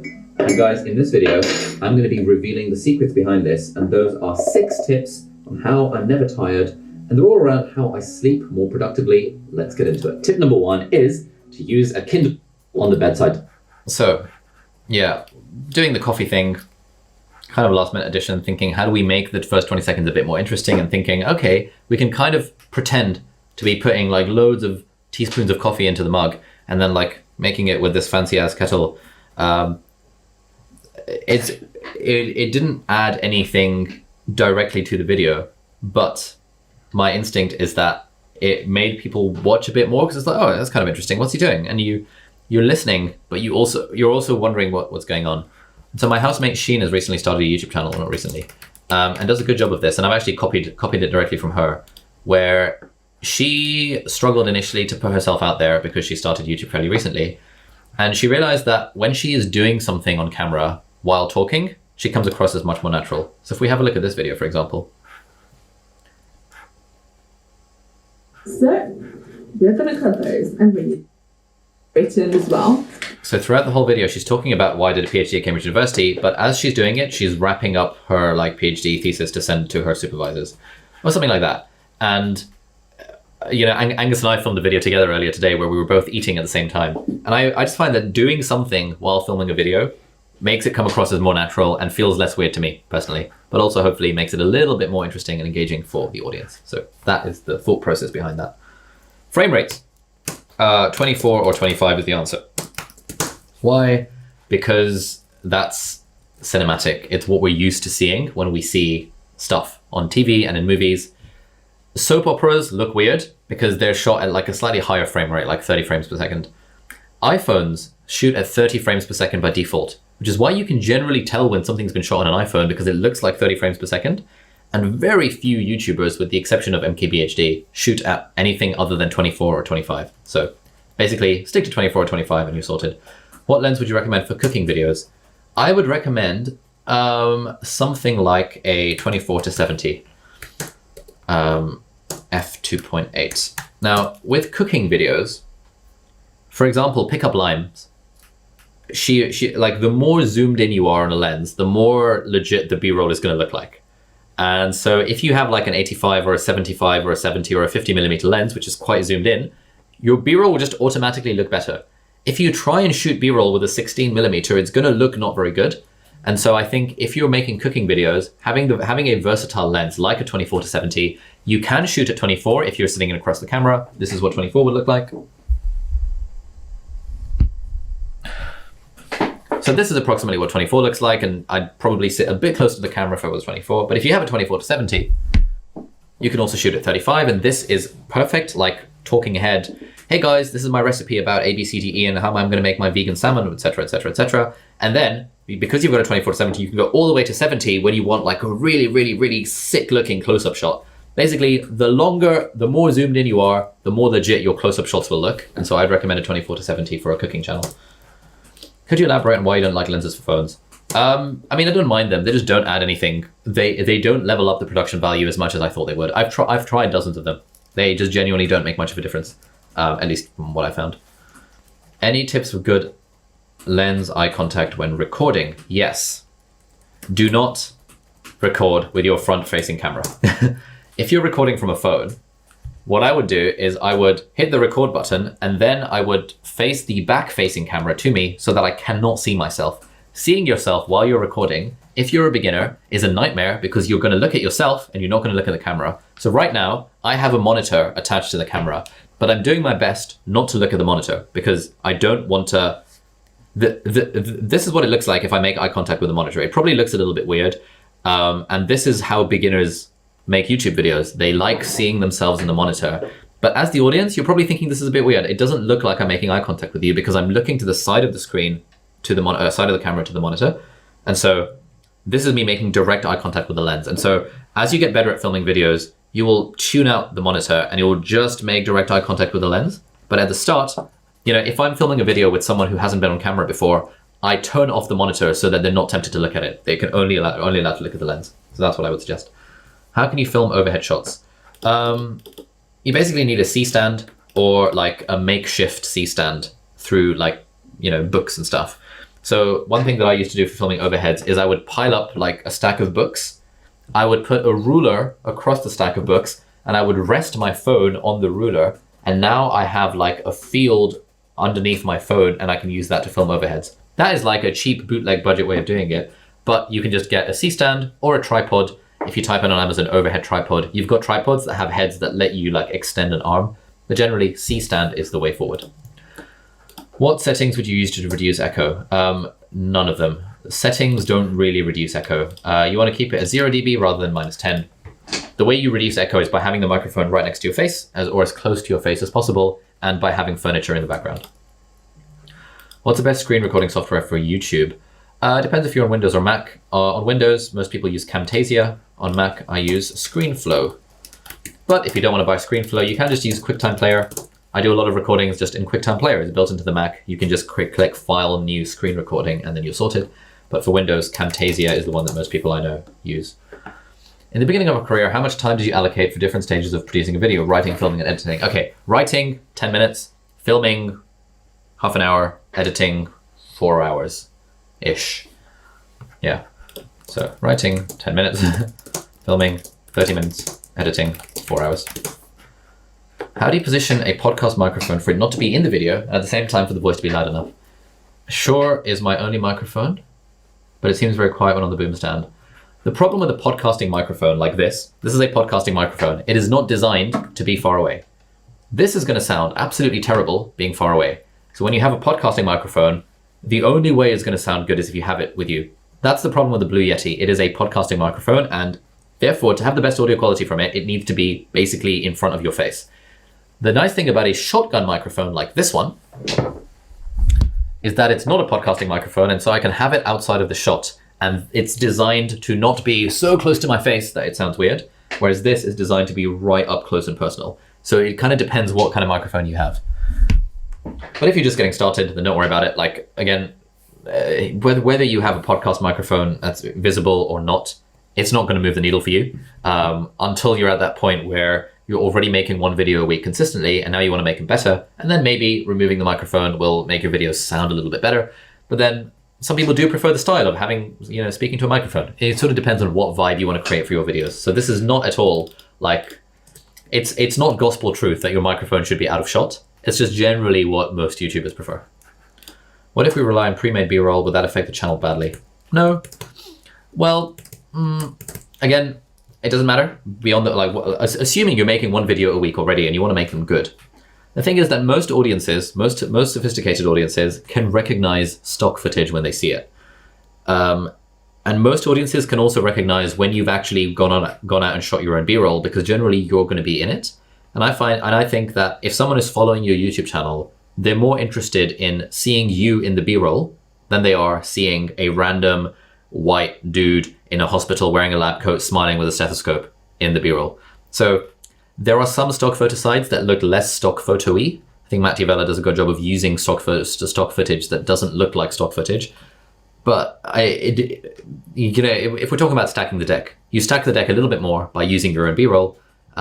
But yeah, stock footage is fine. We use stock footage from time to time. We just try and avoid it as much as we can. Any tips for avoiding ring light reflection? Yes, don't use a ring light. This is why I hate ring lights. Ring lights are bad for YouTubers because you get that stupid ass reflection in your glasses. If you're a makeup YouTuber or a beauty vlogger, etc., that look is like more accepted in that community and in that audience as being the thing that you just have when you're a makeup YouTuber. If you're not, everyone hates the view, the vibe of a ring light in your eyes. So I would recommend avoid a ring light. Instead, put it off to the side and just treat it as like a regular light. How about a Shure SM7 USB mic with a Canon? Sure, but it'll probably but it'll probably be in shot. If you don't mind it being in shot, then that's totally fine.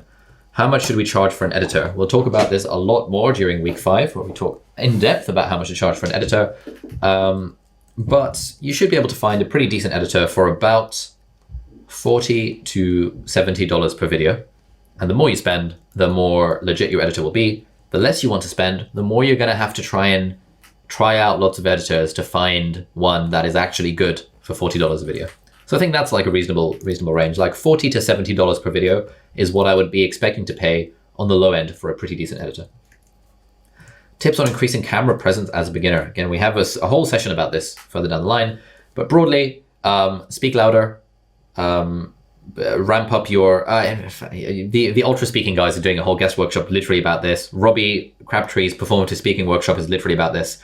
Matthew Dix is doing a workshop on storytelling for video, which is exactly about this. But just generally, speak through a smile like this. Talking like this makes me more engaging and stuff. Got a video about this coming out like next week.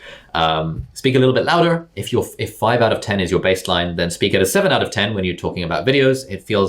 Think as if you're speaking to a small kind of, I think of it as I'm doing a supervision for medical students, and there's like 6 of them and we're talking about something medical. And so this is the sort of voice I'd be using for that. It's not quite the voice I'd be using if I was sitting across from someone having a coffee, which is a little bit more low-key, a little bit more 5 out of 10. But it's the voice I'd be using if I were teaching a group of 6 people. Use your hands in the sort of square zone. Yeah, there's so many tips, but we've got like a ton of guest workshops, and we've got like, I think, a whole half a session later on in the course where we talk specifically about how to increase your camera presence. But the real answer, honestly, is practice. If you're a beginner, practice with a C or with a, Why did that just lock? Has my screen stopped? Am I still sharing my screen? Sorry, I accidentally hit the lock button on my keyboard. Practice makes perfect. No one's screen presence is good at the start of their journey. Everyone's screen presence gets better over time as you do more and more practice. Should we specifically spend time filming B-roll with ourselves in it, according to Elizabeth's list? What's Elizabeth's list? Oh, I just added some examples in the chat, but we can ignore that one. Oh. I mean, yeah, sometimes, like, I've spent a whole day shooting just B-roll of me. If you want to, you can. It's often a very efficient way of building a B-roll library. Generally, if you're struggling with time, it's probably not that helpful. What I'd recommend is just keeping it in mind that whenever you're filming B-roll for a video, you're also thinking about how can I make this time really, really efficient. So for example, to use a concrete example, when we were filming B-roll for Atomic Habits, I had a few shots on the sofa where I was reading Atomic Habits, but when we had the camera set up already. And so I was thinking, okay, let me just bring a whole pile of books like Atomic Habits and Make Time and Twilight and 50 Shades of Grey and the One Direction autobiography and What to Expect When You're Expecting, a few like banter books, a few like real books that I knew I was going to make videos about. Literally, I would just pick up the book, read it for 5 seconds, put the book down, pick up another one, read it, put it down, pick up, read it, put it down. And I sort of created 20 times as much stock footage of myself for the B-roll library because I planned a little bit ahead and I knew, okay, once I've got the setup, the camera set up, at that point, I should just try and make it as easy as possible to get a huge variety of shots. In the same position on the sofa, exactly the same camera angle, even the same recording. I took out my laptop, did some typing, took out my phone, did some scrolling, took out the iPad, did some typing, took out the Apple Pencil, did some drawing, took out my notebook, did some writing. It's all exactly the same shot. You're just recording the camera and you're just having a shitload of stuff underneath you out of frame so you can just like swap in and out. And that is like a ridiculously efficient way of getting a ton of B-roll for any videos that you want, but it does require a little bit of planning ahead and having a huge mess on your floor that you then have to clean up afterwards. What are the most popular pattern interrupts? Text on screen, zoom ins, those are the common ones. If you mention a book or something, having the book appear on screen, B-roll, stock footage, those are the common ones. For sitting and talking video, how would you set up your camera? At what height, what angle, how much of your body should be on screen? Good question. So basically this. This is the setup that we like to use. So where my head is just brushing the top of the frame, where like my body is in the middle of the screen and making up about the middle third to middle more than a third of the screen. And there is blank space and background to that side and to that side. And so this is the vibe that we use basically for every video. It's what Peter McKinnon uses. It's just an easy way of doing it. But yeah, I think the key thing is a mistake most beginners make is and I can't quite see my monitor, so I don't know what this quite looks like, but a mistake most beginners make is that they give themselves too much headroom. And generally, I think I picked up this tip from Peter McKinnon where he said that to make a video seem more engaging, you want your head to be brushing the top of the frame. You don't want to have so much headroom that people see kind of this half of your torso. So yeah. Nope, like this. Yeah. So basically this is what I would do. Have a look at one of my videos, copy the vibe if you like it. But really for any of these sorts of kind of questions about aesthetics, what I'd recommend is find YouTube channels that you like and just copy the way that they do it. Because, you know, as Austin Kleon says, you gotta steal like an artist. In fact, do I have that book here somewhere? I've got it here somewhere. What guideline do you provide an editor? Do you have a template? No, I tell them, watch my channel and get an idea of my vibe. And if you don't yet have any videos on your channel, you want to send them videos of other channels that you enjoy and tell them, can you copy their vibe? So that's the guideline that a good editor should be able to work with. Would it be a bad method to spend 80% of your time making talking videos, quick production, and 20% where you plan and make James Johnny videos and post those at that frequent rate? No, I think that's reasonable. Yeah. Why not? Do you have someone who writes scripts for you? How much a script can cost, which requires some research? Angus, how much were you charging when you were a freelance writer? I feel like it was about sort of between 50 and 100 pounds per video, per script. It would have been very easy to find a university student or a medical student to do it for like 20 to 30 pounds or $30 to $40 per video. So it depends on how much money you want to skimp out on, how much money you want to save. If you hire a professional like ghostwriter, they charge $800 to $1,200 per script. That's not needed. You can find a university student to do it for like a tenth of that price. In fact, less than a tenth of that price. So that would be kind of the ballpark I'd be thinking about. At what point in your YouTube journey would you recommend outsourcing editing? Oh, good question. We're going to talk about this very heavily in week 5, but generally, as soon as possible. I would recommend editing the first 5 videos yourself and then looking to outsource editing, because outsourcing editing is a life-changing thing, and all of us do it way too late. We all think, oh, but I have a unique editing style, or oh, but it's going to be so much effort to find an editor, or oh, but it's going to be so hard to explain to my editor what I want done. But genuinely, the day you outsource editing, you know, we've had some people from cohort 1 and 2 who have outsourced editing, and we've had messages from them being like, oh my God, guys, please, like, thank you so much for telling me to outsource my editing. I was a bit skeptical. I was like, how good can this really be? Ali said it's life-changing, but genuinely, I've now outsourced editing and my life is completely transformed as a result of it, so thank you. We have had multiple of those messages from people who've done it. So outsource, like, edit the first 5 videos yourself so you appreciate what it's like to edit a video, and so you recognize what the stupid things that you do while filming are that make it hard to edit a video. One thing, for example, is if you make a mistake. So let's say I'm talking and this is filming a video, I make a mistake, and then I immediately go into something else, make a mistake, and then I immediately go into something else. That's really hard to edit because the mistake, it's like very hard to edit out, which you'll appreciate when you start editing your own videos. And so now, let's say I'm filming a video and Let's say I'm filming a video and Let's say I'm filming a video and I make a mistake. I will then do that thing where I clap my hands and then I'll pause a little bit. Let's say I'm filming a video and I do that thing where I make a mistake. I'm going to clap my hands because then I see the audio waveform. And then crucially, I'm going to pause a little bit because I know that it's good for my editor's quality of life. Because I know that it's good for my editor's quality of life if I leave that little pause, because it makes it much easier to cut. So it's things like that that you pick up when you edit yourself and you realize, oh, okay, I'm not pausing enough in between mistakes and so on. That's the sort of stuff that you appreciate when you've edited a handful of videos. But beyond that, I don't think, basically, if you have a job that pays you more than $10 an hour, you should outsource your editing because your time is more valuable than the $10 an hour it would take to find an editor to outsource the editing for you. Whew. Man. Okay. Any other questions on the thing? Just outsourced from the 8th vid. Nice one, Clinton. What's the 80-20 formula for making banger vids? Oh god, that's really hard. Make a video that people want to click on and then keep them watching the video by making it really valuable for them. What if you like editing? If you like editing and it's a hobby for you, then that's fine. But, you know, if that's the case, I'd recommend reading a book called The E-Myth Revisited by Michael Gerber. Absolutely incredible. He talks about like a lady who runs a bakery, a pie shop. And she's like, I really want to grow my pie shop, but I really love baking the pies and it's my aunt's like recipe and stuff. And he's like, look, man, if you want to grow, you've got to stop baking the pies yourself. There's no way around it. Sure, bake the pies like once a week if you really want to, like exercise that. But like, that's not how you grow a business. And doing your own editing is not how you grow a YouTube channel. But then again, it depends on what you want. If you're a hobbyist, if you're like, I'm doing YouTube for fun, then by all means, do what you want.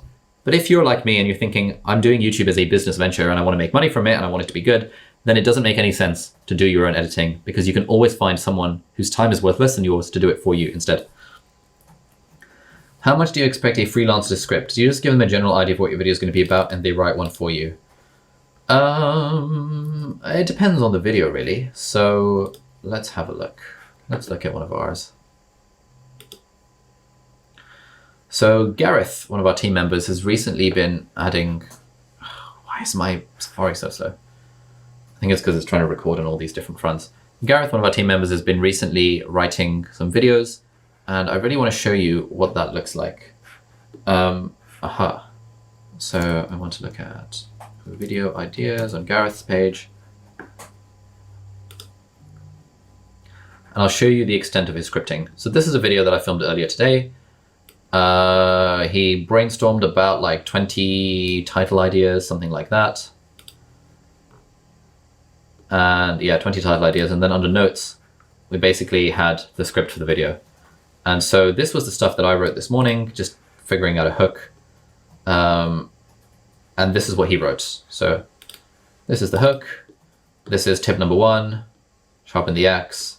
Tip number 2, use crutches to optimize focus. Tip number 3, find opportunities for immersion. And then I added in the personal examples. Number 4, fix weak links. Number 5. In fact, I'll share this page with you guys in the chat so you can just have a look.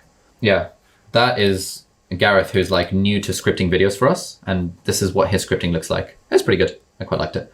So it's just bullet points. It's not like a word-for-word script. I really hate reading from a word-for-word script because it's just horrendous and it's an absolute ball ache to record, and I make like a zillion mistakes and I absolutely hate it. So I much prefer to make a video where I'm speaking from talking points so that I can riff and I can like sprinkle in my own winning personality into those videos, of course. Lol. Oops. And do you recommend Fiverr as a place to find an editor? Yes, Fiverr is good. Fiverr is a great place to find an editor. The other place to find an editor is Upwork or People Per Hour. But we are, Upwork and People Per Hour and Fiverr. Those are the 3 main platforms for finding an editor, and we're going to talk about much more about these in week 5 of the course, where we actually talk about outsourcing editing. So that brings us to the, we have a final question. Like, what value can a writer add to a script when it's on a niche they might not be familiar with? I mean, anyone can research something, right? Like, it wouldn't be fair to hire a 12-year-old kid to write a script summarizing the latest research in neurosurgery. But it would be reasonable to hire a 25-year-old medical student to do the same thing, because, you know, like, they don't have to be familiar with the niche unless it's like so technical that they need to be familiar with it to even understand what's being said. Beyond that, most things are Googleable. And so, yeah, if you need a specialist researcher, you have to pay for a specialist researcher. If you need a general person who can Google stuff, then you just need to pay for a general person who can Google stuff. So far the cameras covered are the SLRs. Any idea if we can still achieve the kind of effect that those have using digital cams, for example, the G7X? Not really. The G7X series, or like the Sony RX100, they're pretty good. They're just not as good as like an actual DSLR or a mirrorless camera. So they're better than a phone. Anything is better than a phone camera-ish. But they're not as good as a proper camera with interchangeable lenses. So yeah, good. Right, damn, that's a lot of talking. I wish this session could have been a bit more interactive, but we always get questions about gear, and I hope we have answered basically as many of those as humanly possible. This recording is going to be online in the next couple of hours, the Zoom recording, and then the actual edited version of this video will be online in the next 24 hours. Have a look at the Notion page. That's, again, will be linked in the chat for more questions about gear. If you have any more questions about gear, stick them in the Q&A thing on the PTY community and we'll get back to you. Otherwise, really hope you guys found this session somewhat useful, and I'll see you next week. Have a great weekend. In fact, I'll see some of you tomorrow in Social Club and some of you on Saturday for the Q&A office hour session. Whew. Right, see you later.